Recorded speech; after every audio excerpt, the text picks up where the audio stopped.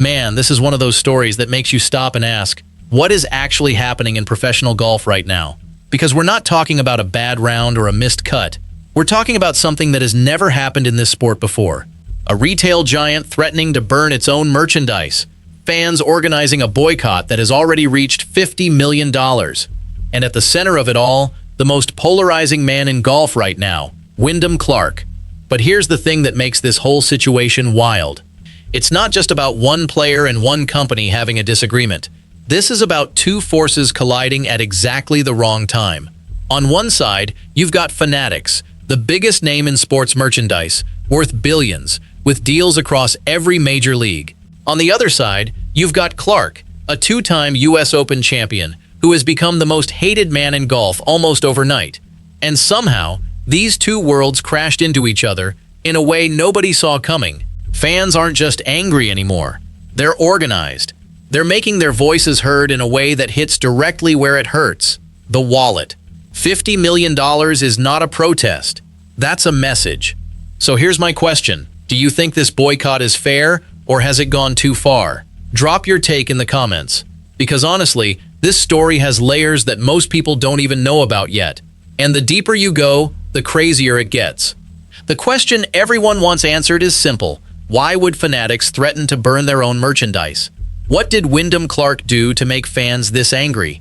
And how did a boycott in golf, of all sports, reach $50 million? Those answers are coming. But before we get into all of that, if you love real golf stories, not the surface level stuff, but the actual drama behind the scenes, make sure you're subscribed to the channel. We're building something here for fans who actually care about what's happening in the game. Now let's get into it. Because trust me, this story is bigger than you think. So let's start with the man at the center of all this, Wyndham Clark. If you've been following golf over the last couple of years, you already know his name. Two-time US Open champion, one of the most talented players on the planet. But somewhere along the way, something changed. Because right now, Clark isn't just known for winning majors anymore. He's known for something else entirely. And honestly, the guy has become public enemy number one in golf, almost overnight. It didn't start that way. When Clark won his first US Open in 2023, fans loved the story. The guy who lost his mom at a young age, fought through the grind, finally made it to the top. That was the narrative. But then came 2025, and that's when everything started falling apart. The Oakmont incident. For those who remember, Clark missed the cut at the US Open and absolutely lost it. He smashed multiple locker room doors, completely destroyed them. Oakmont banned him from the property. They made him pay for damages, complete anger management classes, and publicly apologize just to get his membership back. That alone would have been bad enough. But then came the PGA Championship later that year. He threw a club into a sponsor sign, nearly hitting a flag bearer. And the Masters Par 3 contest? He joked about having no kids and called the event good birth control, not exactly endearing himself to the fans. By the time the 2026 US Open rolled around, the crowd had turned on him completely. They were shouting, "Nobody likes you," during his rounds, screaming, "Don't choke Wyndham," right in his backswing. One fan even got ejected for yelling, "Get in the bunker," at the worst possible moment. Clark himself admitted it. He said, "New York didn't really like me. Some of it's self-deserved." And he's right. But here's the thing. Clark isn't the only one with a reputation problem in this story. Because the other half of this collision involves a company that's been catching heat for years, Fanatics. And if you think golf fans are angry at Clark, just wait until you hear what they think about this company. Because when you put the most hated man in golf together with the most hated company in sports merchandise, you get exactly what's happening right now. A powder keg ready to explode. So who exactly is Fanatics? If you've ever bought a jersey, a hat, or any official sports gear, chances are you've bought from them. They're everywhere. NFL, NBA, MLB, Formula One, Premier League, you name it, they've got the license. They basically own the sports merchandise industry, and for years, that worked out great for them. But lately, things have gone seriously wrong. The problems started becoming impossible to ignore around 2024. That was the year MLB fans started receiving their new jerseys and something was off. The lettering on the back was smaller than it should have been. The fabric was so thin you could practically see through it. Players complained, fans complained, and Fanatics apologized. But then it happened again. Super Bowl 2026. Patriots and Seahawks fans ordered their championship gear, excited to celebrate. What showed up at their doors was a complete disaster. Jerseys with crooked numbers, colors that didn't match the actual team shades, letters peeling off after one wash. Social media exploded. The hashtag #EndFanatics started trending. Fans posted photos of their defective merchandise side by side with what they actually paid for. The difference was shocking. But here's the thing about Fanatics. They didn't just have quality problems. They also had a monopoly problem, because when you control the rights to every major league's merchandise, you can basically charge whatever you want. And they did. Prices went up, quality went down, and fans felt like they were being taken advantage of. Then came the lawsuits. In 2025, a group of collectors sued Fanatics, claiming they were colluding with the NFL, NBA, and MLB to monopolize the trading card market. The lawsuit was dismissed in March 2026, but the damage was already done. The public perception had shifted. Fanatics went from being the cool company that made sports gear to the greedy corporation that was ripping everyone off. And that's where things get interesting. Because while Fanatics was busy fighting lawsuits and apologizing for defective jerseys, one of their biggest brand ambassadors was making headlines for all the wrong reasons: Wyndham Clark. The same guy who couldn't stop angering fans. The same guy whose name was becoming synonymous with bad behavior on the course. The partnership made sense on paper. A rising star golfer who had just won a major. A company looking to expand its presence in golf. But in reality, it was a match made in hell. Because when you take a player everyone is starting to hate and pair him with a company everyone already hates, you don't get a successful partnership. You get a target. And that target is about to get hit harder than anyone expected. So how did this actually escalate? How did a sponsorship deal turn into a $50 million boycott? Let me walk you through it. It started small. After the Oakmont incident, some fans started joking online that they'd never buy Clark merchandise again. Just casual comments. Nothing serious. But then the Masters joke happened. And the PGA Championship incident. And suddenly, those jokes didn't seem so funny anymore. People started taking them seriously. A few golf podcasts picked up the story. Then a couple of YouTubers covered it. And within weeks, it became an actual movement. Fans weren't just saying they wouldn't buy Clark stuff. They were actively encouraging others to do the same. They created memes. They shared videos. They made it clear that buying Wyndham Clark merchandise was not just about the gear, it was about sending a message. And here's the thing about golf fans. They're passionate. They remember things. They hold grudges. And right now, they were holding one against Clark. But the boycott didn't stop at Clark. Because remember, Fanatics was also in the crosshairs. The company that had been selling defective jerseys. The company that kept raising prices while cutting corners. The company that fans were already frustrated with. So when Clark became the most disliked player in golf, and Fanatics was already the most disliked company in sports merchandise, the two problems merged. Fans realized they could hurt both at the same time. By refusing to buy anything related to Wyndham Clark from Fanatics, they weren't just punishing the player, they were punishing the company that enabled him. And that's when the $50 million number started getting thrown around. Now you're probably wondering, where does $50 million even come from? Is that a real number? Did someone actually count that much in lost sales? Here's the truth, and it's more complicated than you think.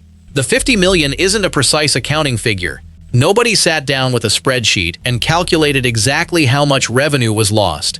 But it's a realistic estimate based on several factors. First, consider what Clark's merchandise would normally sell for. He's a two-time major winner. He's got a recognizable name. His gear would typically generate several $1 million in sales per year. Now multiply that by the fact that Fanatics sells to millions of customers across multiple sports. The ripple effect of a boycott isn't just about direct sales. It's about word of mouth. When one fan refuses to buy, they tell 10 others. Those 10 tell 10 more. And soon, you have a movement that's affecting not just Clark's gear, but Fanatics' entire golf line. People started avoiding the brand altogether. They'd see the Fanatics logo and think, that's the company that sells Wyndham Clark stuff. I'm not buying from them. And that's how $50 million starts to become believable. Lost sales from Clark merchandise. Lost sales from people avoiding Fanatics entirely.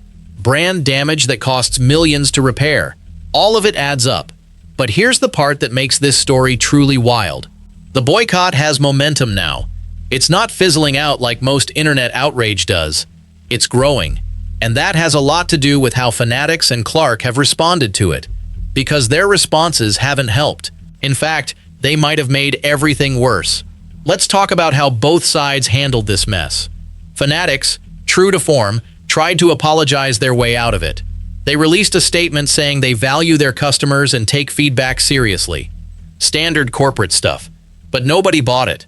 Because this wasn't the first time they'd apologized for something. They apologized for the MLB jerseys. They apologized for the Super Bowl gear. And each time, the problems kept happening. So when they apologized for the Wyndham Clark situation, fans rolled their eyes. They didn't believe it, and they had no reason to. Meanwhile, Wyndham Clark gave an interview that made things even worse. He was asked about the fans who were boycotting him, and instead of trying to win them back, he basically said he understood why they were mad.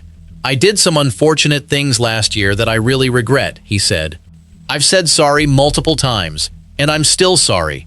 That sounds reasonable on the surface, but to the fans who were already angry, it sounded like an excuse. They wanted action, not words. They wanted to see him change. But so far, they haven't seen enough to convince them. And that's the real problem here. The boycott isn't just about Wyndham Clark anymore. It's about what he represents. It's about golf fans feeling like they've been ignored. It's about a company that keeps making promises it doesn't keep. And it's about a sport that's changing in ways a lot of people don't like. So the big question now is, can this be fixed? Or is the damage permanent? Because the answer affects more than just Clark and Fanatics. It affects the entire culture of golf. Here's what I think. This situation isn't going away anytime soon, because the underlying issues haven't been addressed. Wyndham Clark still has the same reputation. Fanatics still has the same quality problems. And fans still have the same frustrations. Unless something dramatic changes, the boycott will continue. And honestly, it might even grow. Because right now, golf fans have an opportunity to send a message to the entire industry. They're saying, treat us with respect, or we'll vote with our wallets. And that's powerful. But here's the other side of this. Wyndham Clark is not a bad guy. He's made mistakes, sure. He's lost his temper, absolutely. But he's also shown remorse. He's apologized repeatedly. And he's tried to make things right. The question is whether fans will give him a second chance. Some already have. During the 2026 US Open, a few fans actually defended him. Paige Spiranak, the golf influencer, spoke up and said the hatred toward Clark doesn't make sense. She pointed out that people always complain about golfers being boring and emotionless, but when someone shows passion and competitive fire, they get attacked for it. And she made a fair point. There's a double standard here. Golf fans say they want players with personality, but when they get one, they tear him apart. That's something to think about. Same with Fanatics. Yes, they've made quality mistakes.